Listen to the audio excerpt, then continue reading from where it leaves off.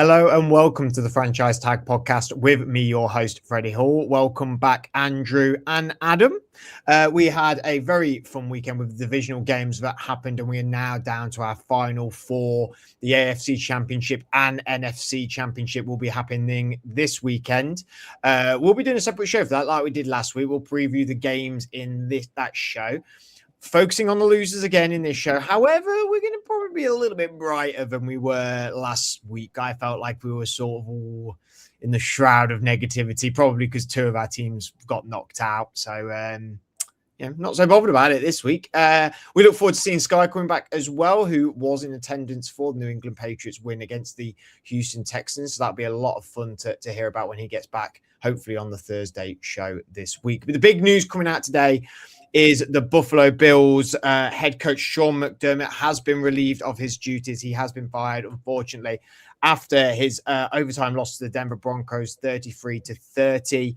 After going 13-6 in the season, we've seen the end to McDermott. I mean, already in the WhatsApp messages, Andrew, recirculated to each other, as well as I'm sure in different groups of NFL supporters and stuff like that. There was one or two who were like, "Oh, I'm really surprised. Oh my gosh!" And I was like, "Are you really surprised?" I mean, we've seen a lot of other big head coaches get sacked this year, and well, it's another coach biting the dust, as I've titled this episode. Yeah, definitely. I think before the season started, I had him on what we called the warm seat, didn't we? When we were talking about the hot seat guys, and you wanted some other names, I put him on that, because I did feel like if it was Super Bowl or nothing for him this year, because it's become a bit of a stalemate at the Bills in terms of what they do each year, similar to what you've had at the Steelers. They've just moved off of him a bit quicker than the Steelers moved off of Tom. They moved off together, but yeah, it's one of them. He's defensive minded. The offense has sort of never really progressed any further, and he hasn't done a lot with it. It's very Josh Allen reliant, and the defense is not, a top 5 defense every year. So his side of the ball is not firing on all cylinders, and that's when you've got to start asking the question: is he the right guy, or is there someone? You've had the instance where teams have kept hold of a defensive coordinator as a head coach, and they've let someone go that's within their organization. We've seen Liam Cohen leave and go and be a good head coach. We've seen various other people go. And have you got someone, Steichen went, have you got someone in your building that might be better suited? Should we move on and do something? I think that might be a case that we've got here, because they have retained the general manager, which I thought was a bit of a shock as well, because I think he's largely to blame for the lack of success as well. Can the NFL refereeing body be sort of to blame a little bit as well after the controversial call that was made in the game with the name's just completely escaped me. Brandon Cooks obviously didn't get that turnover. Didn't get the reception, got the turnover by the book. It was correct. However, we've seen him go the other way, Adam. I mean, people were very much in arms, a lot of blame by coaches, players afterward, a lot of emotion shown by a lot of players as well. But yes, the GM may have not helped McDermott along the way, but it's fans and the Bills are right to be angry at the refereeing body. Yeah, a little bit, I suppose. It kind of felt it's a short straw to grasp at, I admit. Yeah, it is. It's like I can kind of understand why they might be a bit upset with it. It did feel like it was a catch. It felt like he was down. And if it wasn't, then surely it's an incompletion, isn't it? Is that not? Well, it never hit the floor, so it wouldn't be an incompletion, would it? Well, no, because they were saying that he didn't. What was it, that he didn't survive the ground? Yeah, he didn't. Well, I mean, the ball was still bobbling about, and he didn't have fully secure of it. Right. Okay. So the ball never actually hit the floor, so it would be an interception. So it wouldn't be an incomplete, right? Yeah, it's difficult, isn't it? Because it's one of them things where a lot of people have come out and said that because they've slowed it down so much, that it makes it look like a shocking error. But it's a difficult one. I think you can understand why Bills fans, and this isn't first time, is it, that this sort of thing has happened as well to them? So you can understand why they are frustrated and why they will point to other examples where it's been given as a catch for other teams. But I think really, if that's what you're going for is the real reason, then you're kind of not looking at the whole picture. You're kind of just going, yeah, it's, you're sort of it's the easy thing to blame, isn't it? That seems to be what we're looking at the moment. But at the point of the game that it happened, it is the thing to hold on, because if that is a catch, they probably go on and win the game. Yeah. It's not as if it happened early doors and you had the rest of the game to play out and you're going, oh yeah, but that one thing that happened in the first quarter. I think the problem is that you could come up with little things throughout the whole game for everything.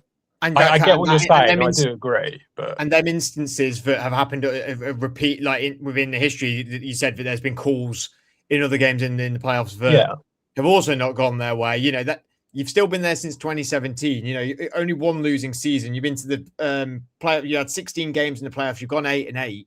Only gone to the AFC Championship twice. Like yes, Andrew, you can hang your hand a little bit on that call. But ultimately, I always think it's we've had this before a lot of the times with Eagles, admittedly. If you're that good, win the game. Don't let the game be decided by a decision. That's always my belief with it. It's two good teams playing each other. It's very hard to say if you're good enough, go and win the game, because they were close to winning the game, weren't they? It's very, very close. One for you before we move off of this topic with that. It's already happened. It's not going to change. But have you seen the talk that people are saying that due to the fact that he wasn't down by contact, that means that the defender was also not down by contact. So when he got the ball, he ran out of the end zone at the other end, and people saying that should have been a safety and they should have had the points because he was not down by contact either. He ripped the ball out of his hands and ran off out the end zone. Did Cooks not touch him at all then? Well, it was during the going to the ground. So if he was touched and that was the case, then Cooks is down by contact, isn't he? Yeah, well, that's what I think. That's the argument, isn't it? Yeah, that's what. The defender is also not down by contact. By the time he got the ball off of him, no one's touching him. So essentially, it has to be one way or the other. Yeah, and they've not done either. Yeah. So you're probably just dealing with the fact that the officials. It's a grey area rule, isn't it? Yeah. They've kind of just. It's plain and simple. This is what's happened. It needs cleaning up a little bit, I think.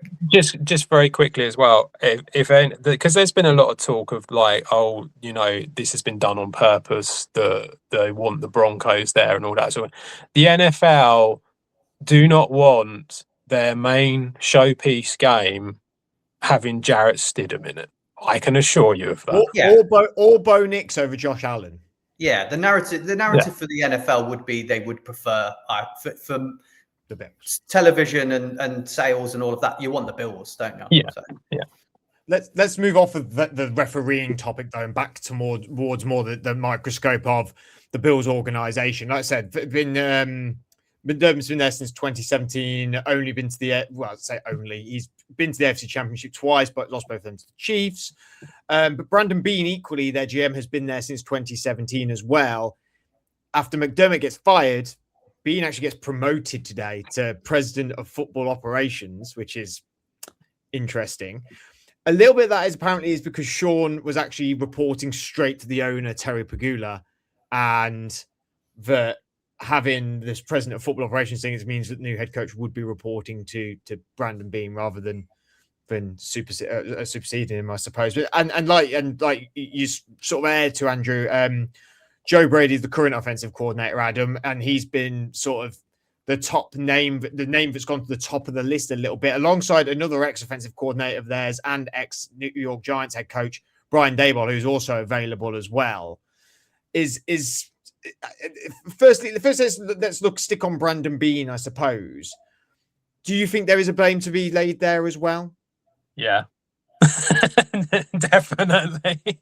I mean, look, I think teams get injuries. That happens all the time. But I don't really feel like the Bills' wide receiver core got any injuries, did it, this year? I felt like they did pretty well. It had a load of ACLs in the playoffs, didn't it? 3 ACLs. Yeah. But I mean, I suppose what my point is the fact that you're bringing Brandon Cooks in off of a team that has been pretty poor for most of the season. He hasn't had a particularly great season, and you're having to bring him in tells you that this team is there's not enough quality in the wide receiver room. I actually think you can go further. There's lots of other places. I think the O-line is pretty solid. But the defense, I mean, the run defense has been atrocious all season. And you can't just keep. But you think that's personnel over coaching? Yeah, a little bit. I do. I get what you're saying. I do think. I think there's if it was me, I think it was time for both to go and move on and sort of refresh it, because it's just not working and hasn't been working for quite a few years now for the Bills. And although it's really difficult to say it's not working, because obviously they're getting in the playoffs and they're getting quite close to it and stuff like that. But for what they want, it's not working. So it feels like the talent on that team just isn't there. When I sort of look at it, I just sort of think to myself, if you look at the defense, I think Greg Rousseau is a really, really good player. Ed Oliver's good, but he's kind of been injured and he's getting a bit older now. Matt Milano's getting older. Benford's getting older. Tre'Davious White is getting older. Benford's not that old, is he? He's been around for a while. Benford only got a new contract about. Benford's 25 years old. He's not been in the league that long. Okay. But just to keep on the point with that, it has been reiterated a lot of times that this team seems to be the outside, obviously, the Steelers, I suppose. I mean, within this weekend just gone by, they're the weakest squad out of everyone who was in the divisional round. And you just heard to it then. I mean, I've got all the drafts since 2017, since he arrived. And you have to admit, the first two, it's hit. It's Tre'Davious White, Deion Dawkins, Matt Milano. In 2018, Josh Allen, Tremaine Edmonds. Okay, he's still not there. He's not there anymore, but he was a big factor for them for a while. Harrison Phillips, who's a good player as well. I mean, what Wyatt Teller's hilarious that he went to the Browns and had such a great career. But then we'll go past that. Yeah, Ed Oliver, Cody Ford, Devil Singletary, Dawson Knox. That was the 2019. 2020, AJ didn't have a first round pick, but AJ Epinesa, Zach Moss, Gabe Davis, Greg Rousseau, Boogie Basham, Spencer Brown, 22, Kyer Elam, James Cook, Khalil Shakir, Terrell Bernard. And then into 25, 24, 23, Kincaid, Osiris Torrance, Keon Coleman, Ray Davis, Maxwell Hairston, who just came out recently. It definitely boomed, Andrew, at the start. And actually, when I know I've read a lot of names there, but when you look in the grand scheme of their whole draft, it's not that top heavy, really. No, well, they've hit on, for me, they hit on their quarterback, a tight end, and a running back, didn't they? The offensive side, they did hit there early, and then after that, there's not really a lot. They've always struggled at cornerback. They've always struggled in areas like that. And away from the draft, we're only talking about draft here. I think the main thing that concerned with me with a general manager when it's your team, your squad, and you're trying to win a Super Bowl is, what have they done other than pick these players in the draft, which they've had lots of draft picks in 2025, 2024. There was loads of them. What have they done? What has he done to go, we're going for it this year. This is our year. We're going to win it. Let's bring in some big names from elsewhere. Let's get some free agents. Let's trade for someone. At the trade deadline for this season, I mocked your Steelers for not going out and getting players, but what did the Bills do? What did they do to make sure Josh Allen had the strong squad? Like other teams, the Eagles, even the Chiefs, they make moves, don't they? When they're getting towards that, they know that they might be able to win it. They make moves, they strengthen the team, they bring in players. So I can argue he's not done that. What has he done to go, I'm all in this year, we are going to win it? And I don't think he's ever done that. He's just had his draft picks, picked what he thinks is right for the needs, and then gone, there you go. And I think that's all he's done. The all-in messaging this year was Joe Bosa, wasn't it? Really, that was like the all-in thing, and really that was because the Von Miller thing, they didn't capitalize on it. They moved on from Von Miller. I mean, the amount of players they have moved on from, Stephon Diggs as well, who I know didn't do much in Houston, got very injured, but has been sublime for the New England Patriots this year and has really revitalized his career. And I'm not saying he's now going to have 3 or 4 great years ahead of him. This might be a 2-year done thing with New England Patriots, but he's definitely a culture setter within that locker room there. You can tell that with how he is around them. And as you said, where are the moves there? The wide receiver room is weak. James Cook is fantastic. Their offensive line is very good, but on the defensive side, they've not been fantastic defensive-wise this year. I mean, what were they? They're 12th best defense. They're amazing in the passing game, admittedly. But if you're amazing in that essence, then 28th in rushing yards. Yeah, why didn't they go and get another D tackle? Why didn't they go and get an edge rusher? Jalen Phillips, I know it's in division, admittedly, but Jalen Phillips, he got moved.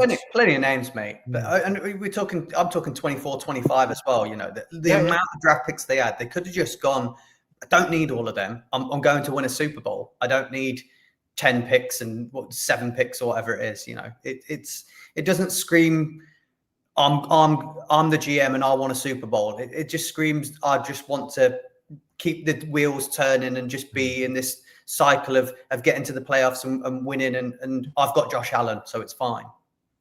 I mentioned Brady and Daboll earlier, Adam. Do you think they are now the top 2 candidates for this role? Now that we have Harbaugh going to the Giants, Stefanski's now at the Falcons. Well, I was thinking about this, and this is where maybe my because I haven't been watching it as long as certainly Andrew. I was trying to think of like their ex-head coaches. I've always kind of felt like they've been very much a defensive head coach type team. Like even before McDermott, they've never. I might be wrong, but it's always felt like as a team that's the way they've always gone down. Is what it's felt like to me. So. Yeah. You see, this is what do they have? Anthony Lynn was prior, wasn't he? He was defense, wasn't he? They had Rex Ryan for a bit, and then where are we at then? I remember they had Mike Mularkey for a little bit. I didn't realize I was on pause. I've actually got the list of it here. Pushing my knowledge after that. So it was before Sean McDermott. It was Anthony Lynn for a bit with Rex Ryan. Rex Ryan got fired, and Anthony Lynn came in his own one. Rex Ryan for a year in 2015. Doug Marrone before that. Sean Gailey before that. Which is a name I don't know. But Perry Fuel, Dick Juron. It just kind of feels like they're a bit more of that. That's kind of the angle that they usually go down. Which obviously would mean that bringing in someone like Daboll or promoting Joe Barry would go against that. But I do feel like, to me, Brady, it feels like he's the obvious one, Joe Brady. Like he's someone who's being touted as a head coach for other organizations. So why would you want to give that away when he's already there? And, I'll keep banging on about it. I think it makes sense given the fact that he has been with Josh Allen for these years. And the offense and Josh Allen, although we can come out and go, we feel like the wide receiver room is not strong enough and that they haven't brought in enough weapons for him, or more to the point, the quality of weapon for him. They've still gone away to Denver and put 30 points up. They're not a bad offense. And I know a lot of that still led the league in rushing. Exactly. Yeah, exactly. So I know that a lot of that is due to Josh Allen, but the fact that they can do that kind of goes to show that he's obviously got a good connection with Allen and it's working well. So I think that it would be wrong to get rid of that, because I think if they were to go for someone else, then there's a good chance that Joe Brady ends up leaving as well and becomes a head coach somewhere else. So I think that kind of makes sense. Go for him. He's already there. It's probably quite an easy contract to make, I would have thought. And obviously they're going to have to look for an OC, but Brady's going to be the play caller, isn't he? So again, it might just be a promotion from within again for that. So it doesn't feel too bad. I just think they're going to have to go out and get a strong defensive coordinator unless they're happy with the guy who's doing it already. Me and Andrew brainchild before we came on is, what if Brady got the head role and Daboll came back as the OC? I would be surprised if Daboll would be happy with that. I think it makes a little bit of sense for him personally, but what do you reckon, Andrew? Yeah, he's already trialed for a head coaching job. He's been interviewed with the Titans, hasn't he?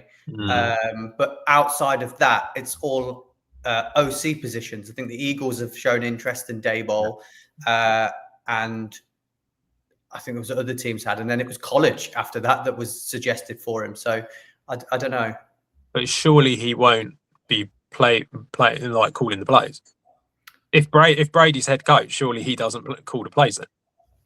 It depends what type of head coach Brady wants to be, really, doesn't it? There's a lot. This is what people have always said. You could be the genius, like offensive coordinator, but once you become a head coach, then you're dealing with the whole team. You're dealing with all the defensive side of all the personnel, all the problems, all of the disagreements, all of everything like that. And it kind of takes a lot of that play calling away from you because you're dealing with putting out so many other fires and you're elsewhere dealing with stuff. So having a guy that's worked with Josh Allen and knows the organization well beneath you, if they're willing to work as a team, is not a bad thing. The only bad thing for this is, if it starts off badly, are you going to get the conversation of, well, just get rid of him and move Daboll up, or will there be a clash because it's two big personalities?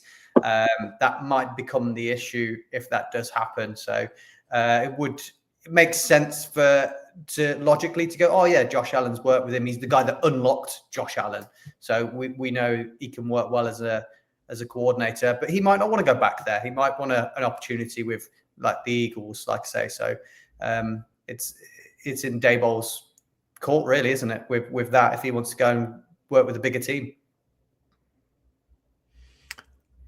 The Houston Texans had a terrible, terrible timeout against the New England Patriots, losing 28-16 in their divisional game. This game was, I couldn't decide whether I was entertained or I was like, what are we watching? Like, this is so bad. I couldn't decide whether I was like enjoying it or like, come on, we need like better play and better football than this. I just couldn't decide. But I think if the turnovers were the big thing of the day, especially by the Houston Texans, not that, the Patriots weren't innocent within all that either. But I think the focus I really do want to have a little bit look on is CJ Stroud. He ended the game 20-47, 212 yards, a touchdown to 4 interceptions, 3 sacks. And now with really how the quarterback contracts and the whole sphere of quarterbacks now, I suppose, within the NFL, I think it is going to be a bit of a thing with the Texans where they're going to have to think about the future with CJ Stroud and about whether this guy is going to be the guy, because we've looked around the league now at this point, and a lot of these teams have made that mistake and they've invested money in maybe the wrong quarterback or maybe a quarterback that was hot at the time and has then cooled off. And Adam, I mean, CJ Stroud coming from Ohio State, we knew he was going to be that top 1-2 pick when he came out, but he was incredible that first season, rookie of the year. And now it's felt like regression.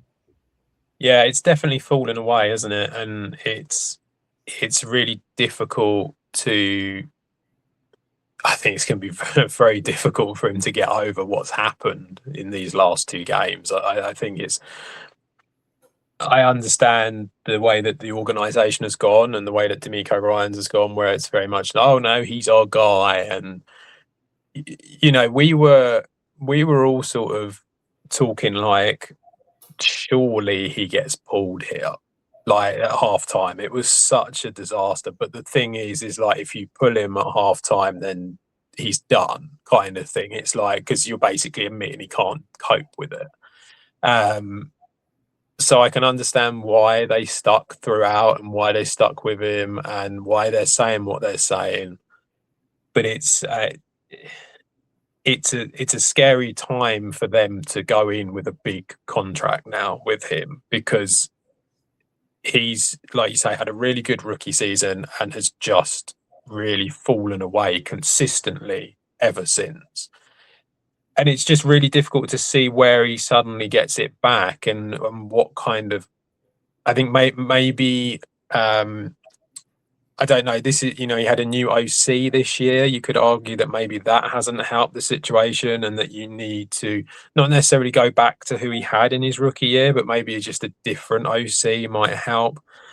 But the Texans are in a bit of a, it's not just CJ Stroud. The problem is that they're at this point now where Will Anderson has also done 3 years. And it's like, you have to pay him. Like he is the one that you have to pay. And that kind of then means, can you pay Stroud as well? Now, I know you can do it, but I don't know. It's a little bit worrying considering. Can and should are very... Yeah, the trajectory that he's on, it's a concerning thing to suddenly put down an absolute insane amount of money on him. Do you think it's a little unfair, Andrew, the amount of criticism and flack that he got within this game? Because I would argue that some of the interceptions and some of the poor play that he had wasn't necessarily his fault. His O-line wasn't completely fit. He's not been fit throughout the whole season. He didn't have Nico Collins. Dalton Schultz goes out. He's only really got 2 rookie wide receivers to play with, as well as Xavier Hutchinson. I don't even remember the tight end who he's had as well. Woody Marks isn't their number 1 running back. It's Joe Mixon. He's been gone all year. Can it be all to blame on him, this loss? No, I don't think so. Justin Herbert threw 4 interceptions last year in the game, and no one's going, just get rid of him. I know it's a different circumstance and the traits and things like that, but before the season started, we all said we're unsure what they're doing because they were getting rid of Laramie Tunsil. When we were saying they need to strengthen the O-line, predominantly CJ Stroud is a pocket passer, but it's got a little bit of mobility. He's not like a dual threat. He's predominantly when he's in the pocket, and he throws one of the nicest balls out of anyone in the NFL. He can deliver a really, really good pass, but he needs that time and he needs to be able to play as a pocket passer. And before the season started, we said they hadn't given him the tools to do that. So why, when they've got all this far, are we going, oh, well, he's not good enough? Because we said that, I think halfway through the season, we said, I think they've given up on this year and they're looking at the future. Yet they just went on a really good run, and then we're going, oh, well, it's his fault now. I don't think it's his fault. Like you say, all rookie wide receivers, lost his tight end, lost his running back, he lost his best mate in Tank Dell for the season. Nico Collins is gone. Dalton Schultz is gone. Joe Mixon's gone. Larry Tunsil out. It's all offensive side of the ball that they're missing pieces. So I don't think you can put all the blame on him. I do think you can say that leads to the key why there's been regression as well, because they've put a lot of effort and a lot of time into that defense, and you can tell. But have they really done that on the offensive side of the ball yet? Maybe not. I know they've got Nico Collins, but they haven't really put all their eggs in the basket of offense yet. So maybe you can say they haven't done enough there for him. Equally, though, Fred, that for me doesn't mean you have to go out. I have a big thing with quarterbacks and contracts. Me and Adam fall out all the time when we talk about this. And CJ Stroud's my guy. I love him, think he's amazing. But I'm very much on the side of he hasn't done enough yet for me. I can say, yes, these are the reasons, but he hasn't done enough for me to say, let's go out and break the bank on him, because lots of teams make that problem. He's got years left on that contract. They can pick up the 5th year. Why not do it? Why not go, yeah, okay, we'll sign Will Anderson. We know he's the next sort of great edge. We know that. He could go on to be the big thing after TJ Watt and Myles Garrett are gone. It's him, isn't it? He's going to be the guy. So why not just hold off on Stroud? Give him another year on his rookie deal and pick up the 5th year. and then see where you're at, and then move off of him if you need to. Then, no one says you have to break the bank and give him all the money. I said this about Tua. I've said it about Purdy. I've said it about some other guys as well over the years, and everyone's going, no, you've got to sign him. You've got to sign him. You don't need to. You've got time. You've got years on the contract. That's what it's there for. So I don't blame him. I do think he can bounce back. You don't need to break the bank yet. My one caveat is, I know he didn't have all of his offensive weapons around him, but you have to admit, he looked just rattled, didn't he? Like, he looked like he didn't know he couldn't play. It did, and that's not just about your offensive talent around you. He was just not making throws anymore. He just stopped. It was like it was just like he never had played quarterback ever. And that's got to be a bit of a mental, can he get over? Because he has playoff wins. He has playoff wins and he has playoff losses. He's been here before.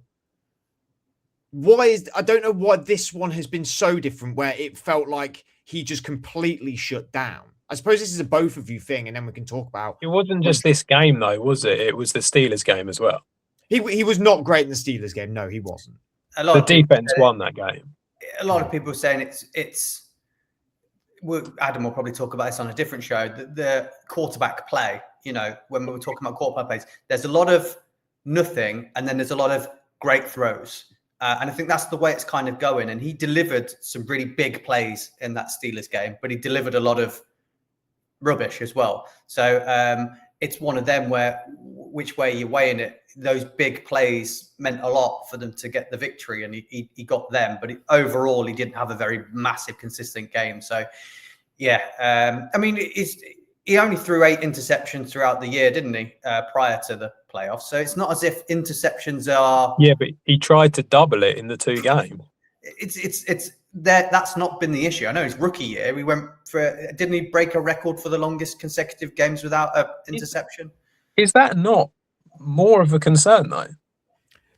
While we're on you come out and you say about the O-line and Laramie Tunsil going, but he hasn't thrown the interceptions then throughout the whole season, and then he comes out and he ends up in a big game. And while we're on that, the first year he goes 4,000 yards, 23 touchdowns, 5 picks. Next year he goes 3,727, 20 touchdowns, 12 picks. This year, so that was 15 games, 17 games, 14 games this year. He goes 3,000 yards, 19 touchdowns, 8 interceptions, not including these playoff ones.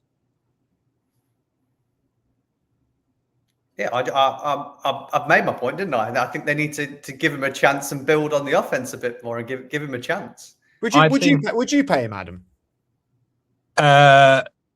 No. Do you think so? I like to play devil's advocate a lot here with Andrew on this one because I know it winds him up a bit. But no, I actually think they've got the ready-made excuse already. Their cap space is not fantastic. They need to pay Will Anderson. That is their excuse. And they should come out and go, look, we have to pay this guy. He's amazing. And, we'll look at you next year. That's exactly how they should play it. Teams don't do that. They freak out and they get scared and they want to make sure that their quarterback is signed up for a really long time. And that's the reason why these guys get paid so much money quicker than what they should do. Because I completely agree with both of you of like, don't panic. Well, that's not fun, is it? But you don't have to panic. I don't think you do, but I don't think we run NFL teams. And I think we've seen so many NFL teams not very often poorly ran. And let's be frank, the Houston Texans are not a well-run franchise. I think they're a little bit better now. Oh, I don't know. Compared to what they were a few years ago, they were dreadful. But I feel like now they've sort of got things a little bit more on point. Maybe. I still don't think they've done that well in certain areas. But teams do panic because ultimately, you've got their biggest worry is they let him go and then they're sat there not in the playoffs and he's in an AFC or an NFC championship game or even it's the Sam Darnold thing, isn't it? It is, yeah. And actually now we're seeing it more. We're sort of seeing it more that where, actually, shit, maybe we should be a bit more patient. But maybe on the flip side, you're also going, we can actually happily move on because there's always guys. They're definitely there's more guys. Look at Baker, look at Sam. Like, I think if there's ever a point to be made about moving on from quarterbacks, Seattle moved on from Russell Wilson, and it was a big contract, and look where they are now. And Denver moved on from Russell Wilson, and look where they are now. And they were big cap hits as well. Denver is still paying for Russell Wilson, aren't they? That you can move off of anyone at any time, and you can turn a team round in a year, 18 months, I reckon. Well, you might as well pay him big now then. Well, no, not when you've got years on the contract. There's plenty of years on there. Pick the 5th year up. Definitely pick the 5th year up. But the problem is, you're both right with the Will Anderson thing. He is first in line. At the minute, the problem for me is if I was a GM, the level of play I'm getting from Stroud, I'm saying you're around, I know he's playing better, but your contract's around the Sam Darnold, Baker Mayfield price. You know, you're 100,000, but his agent and his age, you're going to go, I'm to a Trevor Lawrence, Jordan Love price. And he's not playing that at that level, is it? Well, neither was Tua. No, I'm talking price-wise. I didn't want to sign Tua, did I, when we were talking about it? I said you don't want to sign anyone. That's your problem. Well, yeah. But am I wrong, though? Should I just I'll just draft a quarterback every year, and then when I'm ready, I can just move on. Or every other year. I'll just sign a quarterback, draft a quarterback every other year, and then I can always move on if I need to. We could really poke the bear here, Adam. Go for it. Will there ever be a really good Ohio quarterback? Oh, of course not. It's the bloody Ohio State every sodding time, isn't it? You single-handedly let Sky have a win. Bloody Ohio State, I tell you. All hopes on Julian saying then. Yeah, great. Number 1 draft pick in next year's draft. It is strange that I feel like it's actually getting more and more. I think it's becoming more and more common now where we're a bit wait and see. I mean, I could probably name you 10 quarterbacks in the league where you could go, well, we should maybe wait and see a little bit, could get paid, maybe won't get paid, maybe shouldn't get paid. And then the disparity of that compared to the guys who are at a really, really top end, I suppose. But then the guys who are getting paid at the really top end, there's people that Joe Burrow could get moved. You know, I know Baltimore picked Lamar, but it felt a little bit like it was John or Lamar a little bit in that same sense. And it's just, I don't know, maybe we're just going to get a bit more of a fluid quarterback situation throughout the league now because of the movement and also quarterbacks being so much more ready coming out of college now. Maybe I know they're not this year. I know this year's a bad quarterback draft. I know that, but in general, they are, aren't they?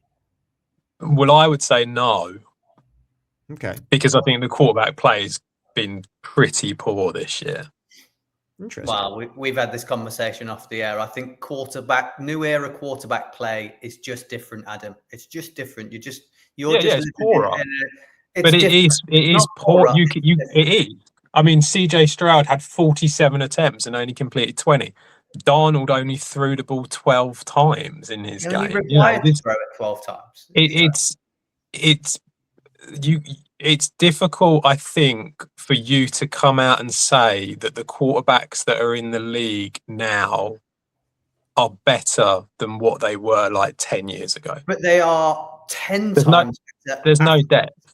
They're 100 times better athletes, and that's the way it's going. But they're making bad throws because of it. They are having more interceptions because of it. This is like saying if George Best and Pele played in the Premier League now, would they be the greatest players in the world?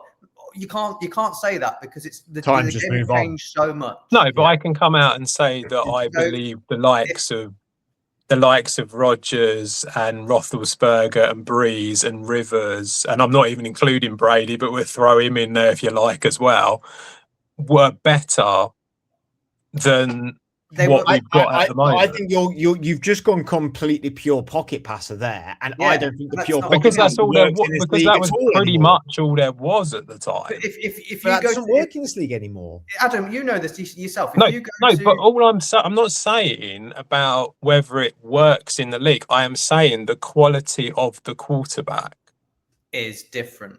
Let's talk about quality. Is worse now than what Caleb it Williams, was. quality-wise, is an absolute athletic beast, and can whip the ball out real quick. That is better quality than you got from Peyton Manning. Yeah, but he then throws 3 interceptions and headline. Andrew says Caleb Williams the is game. better than Peyton Manning. Well, I just said he's more athletic and a better arm. It's different attributes. But it doesn't work as often. It does. It creates more. It creates more like interceptions. It also creates more opportunity for bigger plays. Creates more drama. If you can create 5 explosive plays and have 2 interceptions, I think people are going like, "Yeah, that's what I want."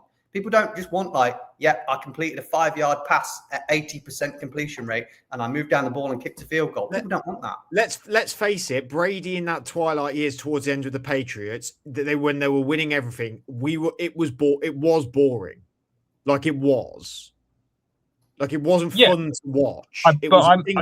That's not my point. No, but I get what you're saying. I understand that it creates a more entertaining product. But is the quality there that is the quality there where he can just dink and dunk, but they're really accurate compared to someone who effectively. I can understand that this is a more entertaining product to watch. I'm not saying that it's not. What I'm saying is that the quality of quarterbacks that you are getting is not the same as what it was. It's gone down. And the amount of interceptions that you are getting in games is proof of that. And the fact that, at one point during the Patriots game, they were saying that it was the average interceptions in the games was 3.4, and it was the highest since 2016. That's not a good thing. That just goes to show. You're getting a more entertaining product, which is great, but I'm just watching more quarterbacks throw the ball to the defender. I would easily caveat on this, but I'm going to not do. I'm going to move for another day, really, isn't it? For another day, yeah. So I've got a very, very good caveat for it, but I'm going to just keep that in my quiver for the time being. The last topic, really, we're going to club in the San Francisco 49ers and the Chicago Bears together because, quite simply, you talk about losing, and the 49ers lose to the Seahawks 41-6, very big margin. The Rams the Bears lose to the Rams in overtime 20-17. But the 49ers got completely smashed. The Bears were competitive till the end. Probably could have gone for a 2-point conversion on that last drive to try and win the game. And that was actually surprising, but they didn't, considering Ben Johnson's heritage from being at Detroit in a team that goes for it all and doesn't really play it safe. I think both of these teams can really walk out of this playoff run with both of their heads held high. I think they've both been absolutely fantastic and remarkable. The 49ers have overcome challenges with injuries all season and have called up guys who should be nowhere near starting in this team and have played at a really, really high quality. And actually, I think that may pay them dividends moving forward because I think some of these guys, they would have never started. They may have found a few sort of shining stars come out of nowhere that, let's face it, are going to be relatively cheap on their contract situation as well. And then the Bears have had their problems as well. They've not, it's not been smooth sailing for them either, but we've seen Ben Johnson, first-time head coach, come into this team and really develop Caleb even further when there was people really last year saying that, wow, Caleb, it might be they might move on quite quick from him. In the off-season when they went, remember when Tyler Badgett got signed? Got that extension, and we were like, he's going to start him the whole season. He's going to bench Caleb if he gets 2 bad games. And I just think these two have both been, well, the Bears especially have been a team that have like dragged me to the television a lot this year. Either one of you can go ahead on this because I think we've gone from being very negative about 2 teams maybe to a lot of positivity, I think, shining through for both of these teams. Yeah, the Bears, it's just gelled now, hasn't it? I had my was skeptical at the start of whether the partnership would work, because I think that their skill set don't blend together. Equally, it has worked because scripted plays for the start of the game from Ben Johnson have worked, and then off-script plays in the fourth quarter for Caleb Johnson have worked, and he seems to have helped him. I think you spoke about it last week, Fred. He doesn't turn the ball over.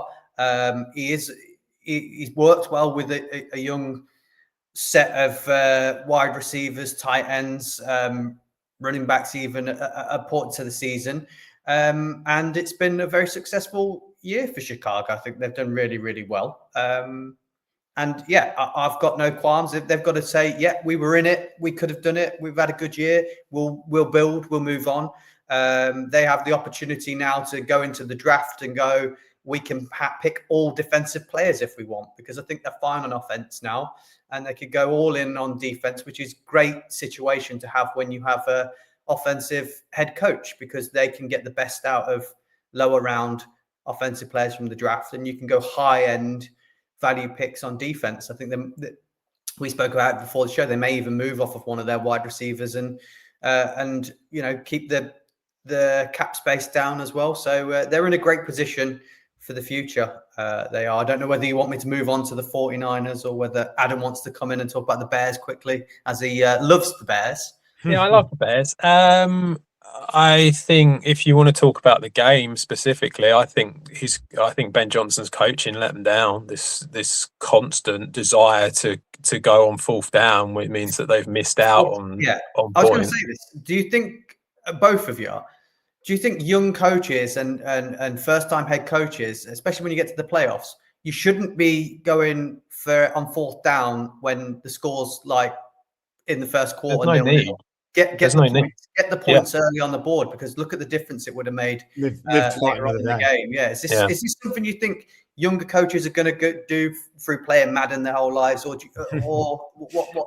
you think this is the way it's going to go? Because it's definitely not the right decision. Kick the field goal. He's got it from Dan Campbell, isn't it? Say again. He's got it from Dan Campbell, isn't he? Because that's what he does. I think it's a culture. I think it depends on the culture you've come from, really, in the culture tree you've sort of been around. And I think that, we are seeing it more because it's stats and variables, isn't it? And maybe they believe it's about getting as many points as we can on, and it's about showcasing, getting that in touchdowns and everything like that. But really, them small amount of points can make a huge difference when it comes into the fourth quarter. And I think I don't know. Maybe it's sort of a test thing. It's maybe you get a defense that's pretty good in the first quarter. You go, why don't we just poke them now rather than when they're really feeling themselves in the third or the fourth, really, when they've made some good plays or maybe an interception or a couple of good stops and they're on a little bit of roll. And maybe they're thinking it's working against the momentum, I suppose, of a defense. And also it does give you an opportunity to maybe shock them a little bit and use something different. Hey, I don't know whether I love it or hate it, because I think it's so perspective for every fan and everyone sitting there to go whether I think they should have done or shouldn't have done. I definitely think in the first quarter it's something you shouldn't really be doing. I think it's about getting the points on the board and sort of working and stuff like that. And I think also as well, you get the points on the board, you can manipulate and craft drives further in the game to how you want them to go. It was a classic case. What was it? It was the Bears Rams game last night where there was like 11 minutes. It was 11 minutes and they got it down to like 2 minutes. I can't remember if it was the Rams or the Bears now for the life of me, but it was one of them in the fourth quarter. And I was like, that is such a smart manipulation of the time of the clock, because you know where you need to get it to. And it just gives you more. It's a little bit like the timeouts. All the timeouts, apart from that game, apart from the game, the Rams-Bears game where they did use them a little bit fast. No, it was the Patriots-Texans game where the Texans were having to use them fast because they weren't set. All the games, the timeouts, they've kept them for ages and ages and ages. They're like really, really far in. They've been a lot more, I don't know whether that's the standard, where the teams have been a little bit more switched on about it. But I don't know, Adam, you can continue on from me. Well, I think it's about the situation. It's the situation you find yourself in at the time. And it's about so there is no right or wrong answer for going for it on fourth down. in respect of like, well, you might find yourself in a position where it makes sense to do it, and that's fair enough.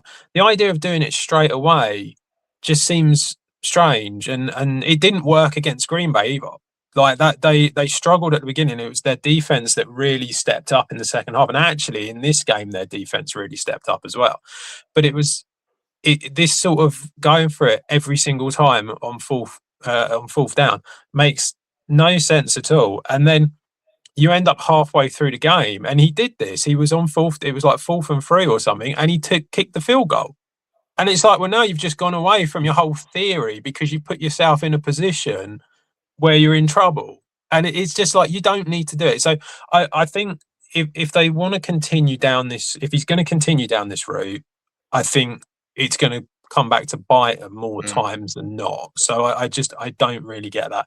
As for the 49ers, like you say, I think so many injuries, I thought they did really well to get as far as they did. And going up away to Seattle, that game, they were just blown out from the beginning, and that was the end of it. But yeah, just too many injuries, and they couldn't really get past it. I think also with them, the Niners, a little bit, it's part of me thinks that maybe this gives them an opportunity a little bit to move on from some of their older guys as well. A little bit. Because they did that last year though, didn't they? They moved on. I think they might do it again. And Greenlaw and players like that, but I don't know. I think they might have to do it again though, with money, and I don't know. I just think you do. I'm obviously their schedule has been favourable this year. It has been a favourable schedule, but I just think it might give them a bit of well, we could probably trim the fat here a little bit more, or maybe reinvest it into younger players, or like I said, some of these younger guys, some of these other guys who have been given a bit of an opportunity to play and have maybe played well. It gives maybe they've find 1 or 2 diamond in the roughs where they're like, oh wow, like this player played really, really well. We should be giving him starting reps. And again, they're not going to be on a big contract. I don't know. They might have got a lot out of this season with how much injuries have happened. They've had a fantastic year, and all it's proved again is Shanahan is a fantastic, unbelievable coach. But it may have hindered them a little bit because it's also showcased how good Robert Saleh is. So he'll be out. There's no doubt that he's gone. He's got to be getting a head coach job, surely. With the names that are out there, he's got to be given a second chance. I don't think he was given a fair roll of the dice at the Jets, and I think he's a guy that could do well. So they're going to lose that. We've always said they're old and brittle. That's not going to change, and they probably could have done with the draft capital being better for them rather than get into the playoffs and having a win. I think, their Super Bowl was playing the Eagles, essentially. I think, winning that game when they shouldn't have is the biggest victory for them. I think they knew they weren't going to get any further or potentially win it. So I don't know. It's a bit of a weird one, isn't it? Because if you're not playing for the Super Bowl and you can't make it, surely the future is the key. But we already know Shanahan's a genius, and we know that they've got areas of weakness. So great season, but not sure how well it benefits them. Mac Jones gets a starting job? I think that definitely, with the quarterback class being so poor of what it is in the draft, then, Malik Willis and Mac Jones, I think, are the top targets for people to go after if they need a bridge quarterback or they want to try and find the next Sam Darnold and Baker Mayfield. I think they're the two that people are going to have to punt at, and there's lots of teams that require that. So I know me and Adam are going to be diving into that come the off season very shortly. So we'll definitely be talking about those names. Adam, is there anyone else you'd add to that? Well, quarterbacks. Yeah. Not really. I don't think there's much, is there, that's around. A lot of this seems to be, Malik Willis is the big one. I think he's a free agent, isn't he? So yeah, he's a free agent. There's a lot of talk that he's going to end up in Miami. Sullivan, who's just become the GM, has come from the Packers, so that kind of makes a lot of sense that he'll go there, kind of be the bridge quarterback for a year, and then just see where they end up. I'd take him in Pittsburgh, to be honest. Well, you can't because he's going to Miami. I just told you. I'm saying I would take either of them in Pittsburgh for a year. No, you got Aaron Rodgers coming back. He's not coming back. He's not. Yeah, he is. Big Mike's coming in. Yeah. Oh, Mike McCarthy. Yeah. Just to end on, the Lions are hiring former Arizona Cardinals OC Drew Petzing as their new OC, which I don't know anything about Drew Petzing, and we should. I think he was that's great. the right noises. Yeah. I called for him to be sacked halfway through the year, I think, at the Cardinals. You did. Really? Mm. Wow. I'm trying to think of who that's going to help. Sam Laporta, maybe? Yeah. Yeah, Trey McBride, I suppose.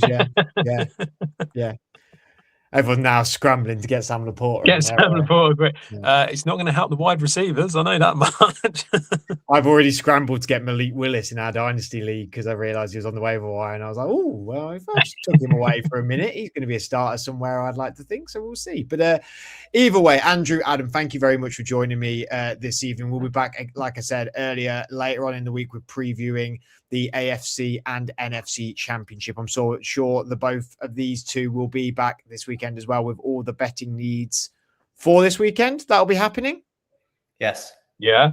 Smashing. Well, until then, thank you guys for watching or for listening. If you're watching, make sure you subscribe to us on YouTube and give us a follow on any social media content, as well as subscribing on any podcasting platforms. Until then, enjoy your week. We'll see you again very soon.